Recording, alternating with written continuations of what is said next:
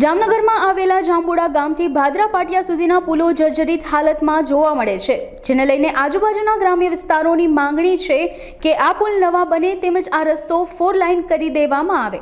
આ રસ્તો કંડલા તરફ જતો હોવાથી માલવાહક ભારે વાહન અહીંથી પસાર થાય છે, જેથી દુર્ઘટનાની ભીતિ સેવાઈ રહી છે। આ ઉપરાંત હડિયાણા પાસે આવેલી કંકાવટી નદી ઉપર જર્જરિત થયેલા જોડિયા પાસે ઊંડ નદી પાસે આવેલા નાના મોટા પુલો તેમજ ઊંડ નદી પર આવેલા પુલ પરના સેફટી ગાર્ડ તૂટી ગયા છે અને ફિટ કરી દેવાય તેવી સ્થાનિકો દ્વારા માંગણી કરવામાં આવી રહી છે।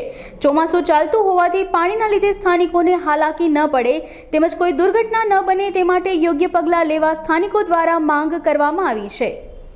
ભાદરા પાટિયાથી જે રોડ જાંબુડા ઢાળિયા સુધી જાય છે તેમાં રોડ ખરાબ હાલતમાં છે, પ્લસ ઊંડ નદીનો પુલ, હડિયાણા કંકોટી નદીનો પુલ, હડિયાણા મહાદેવ વકરાનો પુલ અતિ ખરાબ હોય, એને શક્ય હોય એટલા વહેલા રિપેર કરવા અને રોડને 4 લેન કરવું।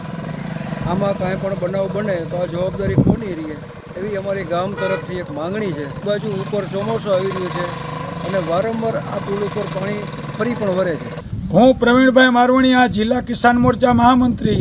અમારા તાલુકામાં જાંબુડાથી જોડિયા વચ્ચે આવેલ કોસ્ટલ હાઈવે એકદમ જર્જરિત થઈ ગયો છે। અમારી જૂની માગણી 4 લેનની છે, એ પણ હવે 4 લેનનું કામ પણ તાત્કાલિક કરે એવી અમારી માગણી છે।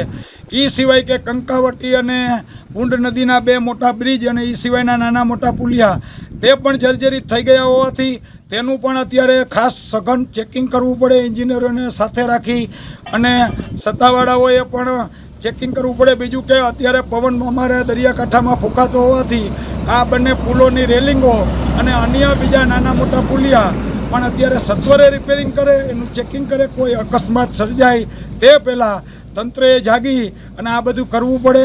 અને બીજું કે 4 લેનની અમારી જૂની માગણી છે તે વર્ષો જૂની હજી અટકેલી પડી છે, એ કામ પણ સરકારશ્રી તાત્કાલિક 4 લેનનું પણ કામ આગળ વધારે એવી અમારી માગણી છે।